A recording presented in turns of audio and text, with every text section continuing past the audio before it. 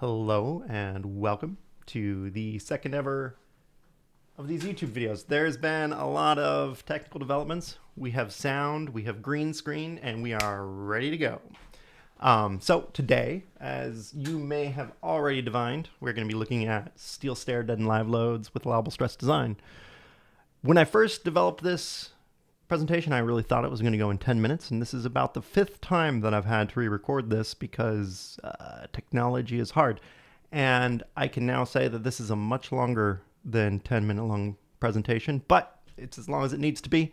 I have taken out guardrail live loads, which are horizontal, and so this is just focusing on the vertical loads that you will find on your stairs. All right, so for the agenda, I'm going to spend the bulk of the time looking at dead load because that's the more challenging thing. We're going to look at things the easy way, which is to use the calculator. We're going to look at things the hard way, which is the hand calculations that run the calculator. And we're going to look at the way too easy way. That's not the way too easy way. That's the California Building Code. We're going to look at the way too easy way, which is what was told to me to do on my first ever of these projects. I was back in 2015 and I was working on my first stair project, and I leaned over to Graham and, hey Graham, if you ever watch this, and I said, what should I use for dead load? And he leans over and he looks at it, and he, using, a lot of experience, and he was right. So I don't want to say that he was being flip here. He was, Graham, you're a very good engineer. He leans over and he looks at it and he says, 60 PSF. And I think for the first couple of stair projects I actually did just use that advice, and I just ran 60 PSF. But as I was developing more and more Excel calculators, I realized it was pretty easy to program the calculator to give you the kind of annoyingly accurate dead load, and then just use that in every project, and it was just as quick and looked twice as fancy. For live load, this is the live load. You're pretty much just reading the code and using what it says. So we will look in the live load section at that. The next video that I'm going to do is going to be on guardrails, so the earthquake load will have to wait. Structural engineering is the art of molding materials that we do not wholly understand into shapes we cannot precisely analyze so as to withstand forces that we cannot really assess. So, thank you, Dr. Dykes. This video is going to be on those forces that we can't really assess. I don't know why when I click it doesn't work. All right, so for this is going to be the example that we're going to be calculating. And for this project, we're only going to have the guardrail on one side of the stairs, because on the outside of the stairs is going to be the wall, and the handrail will just be mounted to the wall. And so we're going to have the guardrail on the inside stringer only. And if inside stringer doesn't mean much to you, then I'm going to have to do a video on the language I use at some point.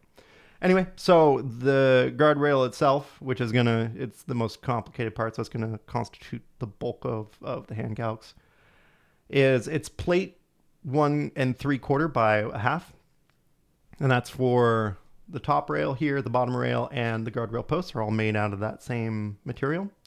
And when you are looking at these projects, we're using a cable infill, and this doesn't show what we do at the cable termination, because these plate guardrails, you have to check them for their ability to withstand the tensile forces from these cables can kind of bow that guardrail. So that's just something to maybe not be too concerned about, but something to look at if you're working on a project like this. So the 3/16 diameter cable is at 3 3/4 inches on center, and that is to prevent children's heads from going through the infill. And before I had kids, I was like, why has anybody got their kids on a stairway? And I now have 2 kids, 1 4 and 1 is just over 1 year old. And in fact, playing on the stairs is a primary pastime of my son, and I am glad that the infill at our house is small enough that he can't crawl through it, because that would be really scary. So anyway, it's kind of a lesson that these codes, people like to say that they're written in blood. At some point, there was probably some kid who got hurt in a in a guardrail infill that was 5 inches on center, and so they made the codes to require that a 4-inch diameter sphere cannot pass through. So, these are 3 3/4 on center, and that's to allow for a little bit of tolerance. And that's also why this presentation has to be so long, because I've got to tell you about kids and Graham, and I don't know what else I'm going to have to tell you about. Probably some quote from some guy, but it's a good quote. I mean, come on. It's a good quote. So, be all that as it may, the treads and risers on this are going to be 14 gauge. I usually see 12 gauge used in reality. I think that's because the 12 gauge is easier to weld. But I've actually never asked that question of a fabricator. So if you are a fabricator that has feelings about 12 gauge or 14 gauge, I'd love to know. So leave a comment. Also, I need that engagement, because the more you comment, the more YouTube is like, what quality work? We're going to share this wonderful work with the world. Now, above those treads, we have 1.5 inches of concrete fill. This adds about 20 pounds per square foot of weight to our stairs. It's done usually for sound deadening. You can probably hear that sound in your head if you're walking upstairs. It goes doom, doom, doom, doom. And that is because those stairs you hear in your head did not have that concrete fill, because when that concrete topping is on there, they don't sound like much.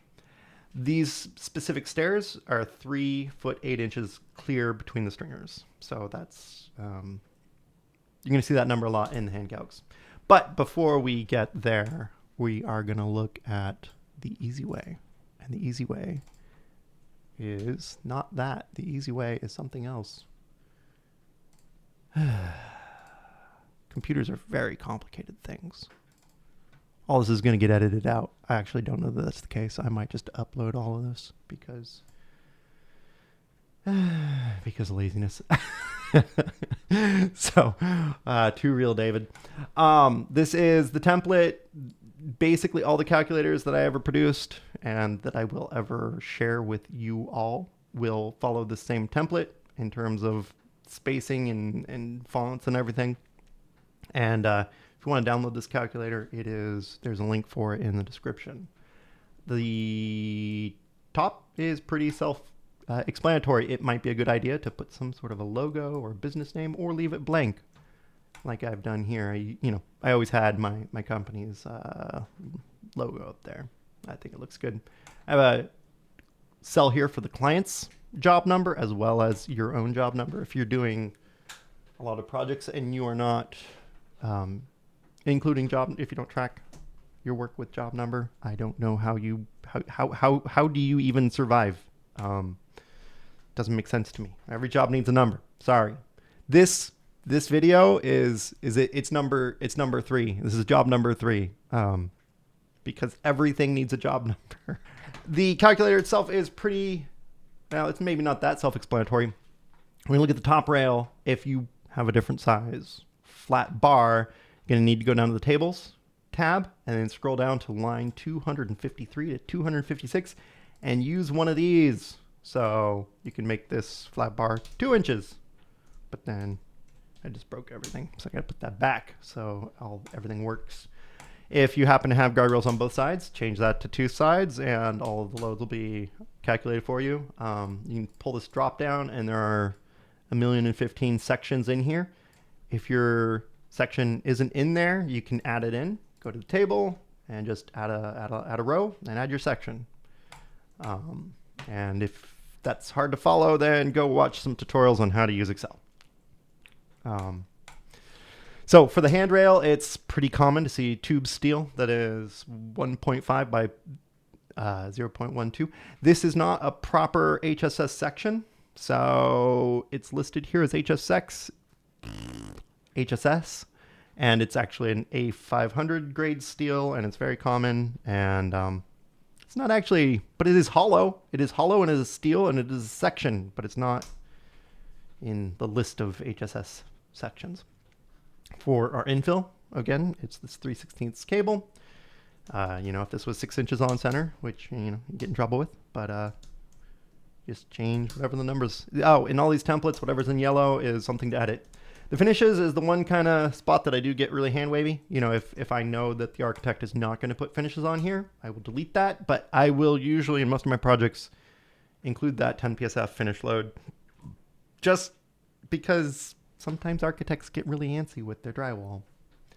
And I'm in California, and sometimes I see stair projects where they're like, you need fire sprinklers on these stairs, and I don't know what's with that, but sometimes it happens. Bottom rails, the same section, stringers, C12 by 20.7. There are 2 of them. We're going to run the hand calcs for this. Again, I'm going to run the hand calcs for all this, but these elements in these rows are occurring on the diagonal of the stairs. So what I mean to say by that is that when the loads are occurring along this diagonal portion of the stringer, the weight of this stringer is 20.7 pounds per linear foot, but when we're running the calculations, we're always projecting the dead and the live loads into the horizontal. And in this case, for these elements, they all get increased by a percentage to account for projecting those dead loads into the horizontal. These 4 elements down here are already projected into the horizontal by my estimate of things, and so they don't get that extra factor applied.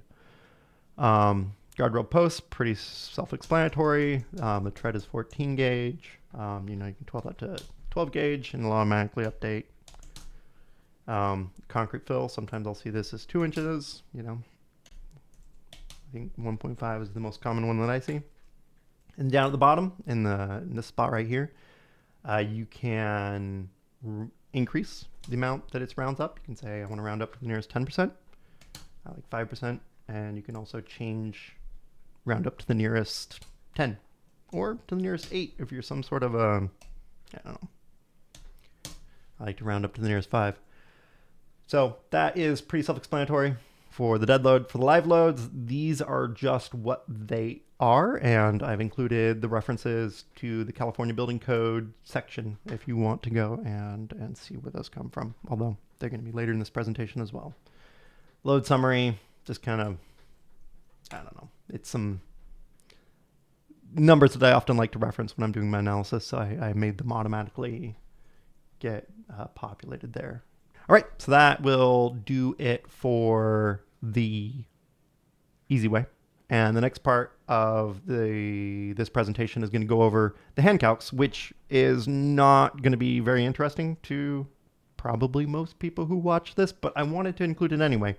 So if this is something that doesn't interest you, just skip ahead and we'll look at the live loads. And if it does interest you, then welcome. This is the mathy part.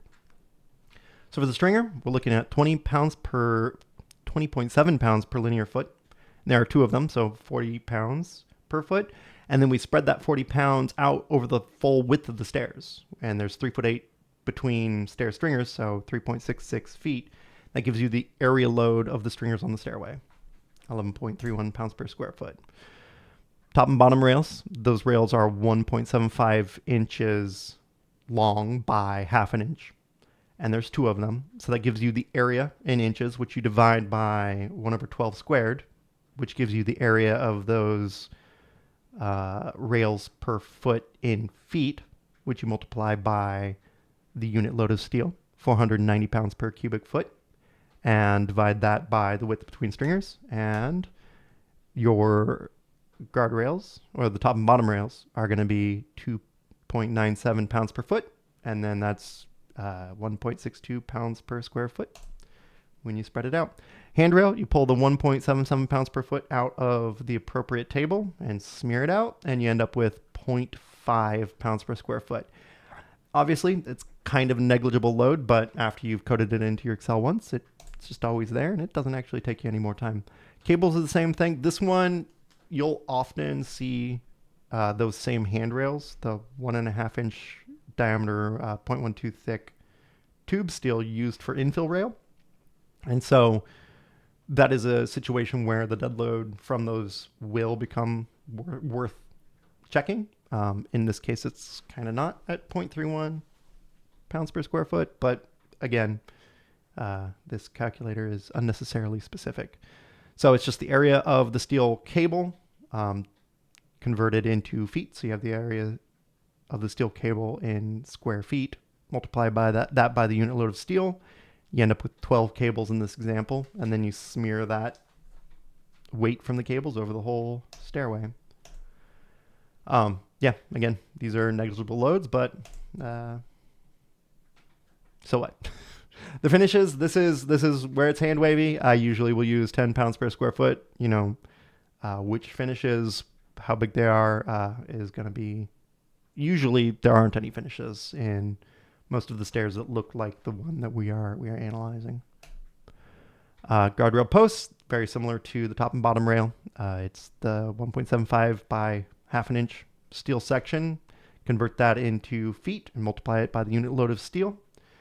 They're 3.5 foot tall, and they occur at 4 foot on center. And so the guardrail posts contribute 0.7 pounds per square foot. Treads are pretty straightforward. I'm always amazed by how thin 14 gauge steel is. That is 0.07 inches thick. I can't even, it's very thin. Risers are also, this is just, you know, feel free to pause the video and look at the math. It should be straightforward to most people who are watching this. Tread fill, same thing. And then here is where things get slightly more interesting for the increase for diagonal elements. I just use the law of similar triangles. We add up all of the elements that are on the diagonal. The 1.6 PSF for the top and bottom rails, half a PSF for the handrail, the infill, the stringers, and the finish comes out to a diagonal weight of 23.7 pounds per square foot. We know that each riser is 7 inch and each tread is 11 inch. Now, of course, that's never going to be perfectly true, but it's, you know, it's accurate enough for what we need. And so we get the hypotenuse of 13.04 inches. And then we use the law of similar triangles to, oh, this is wrong.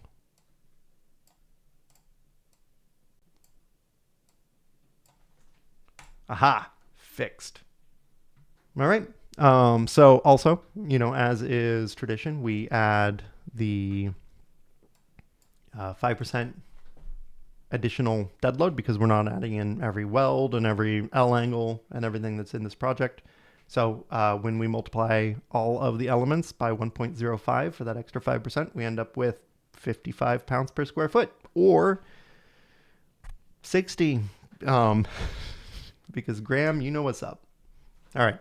So if you skipped ahead or didn't, welcome to the live load area. Area? Is this an area? I don't know if this is an area.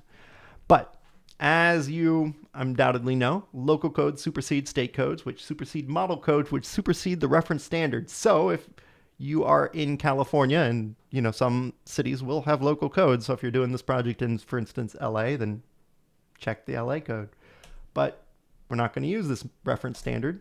We're not even going to use the International Building Code. We're going to use the California Building Code.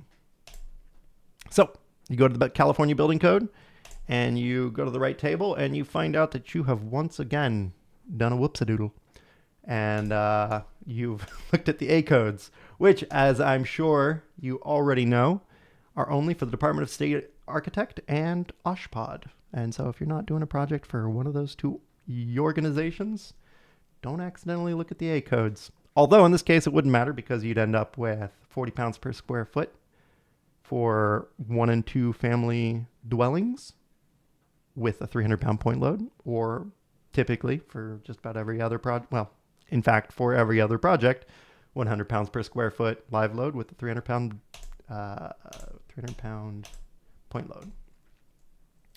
So if you were to accidentally look at the reference standard instead of the proper code, you'd find out that it's really hard to make a mistake because there's just a lot of agreement on this one. So if you have watched this video for the whole way through, and if you've noticed a mistake, first of all, please make a comment because I need the engagement. And second of all, I'm not going to be able to edit this video because it's YouTube. And so if there are safety critical edits, I will take the video down. But if it's, you know, like that similar triangles where there's a little typo, I'm going to make a comment in the video description, and that's gonna be it for the errata. For anybody who's not a licensed engineer, don't get your engineering license from a YouTube video. And as always, I strive to provide accurate information, but it's for educational purposes only, and it should not be interpreted as professional advice. Also, in California, if you don't know this, if you're a professional engineer, if you do something for free, you incur no liability. So that's in there in that Business and Professions Code. I'm not a lawyer. This is not legal advice either. I didn't just tell you. I think you get no liability. Talk to a lawyer. The end. Thank you for watching. Bye-bye.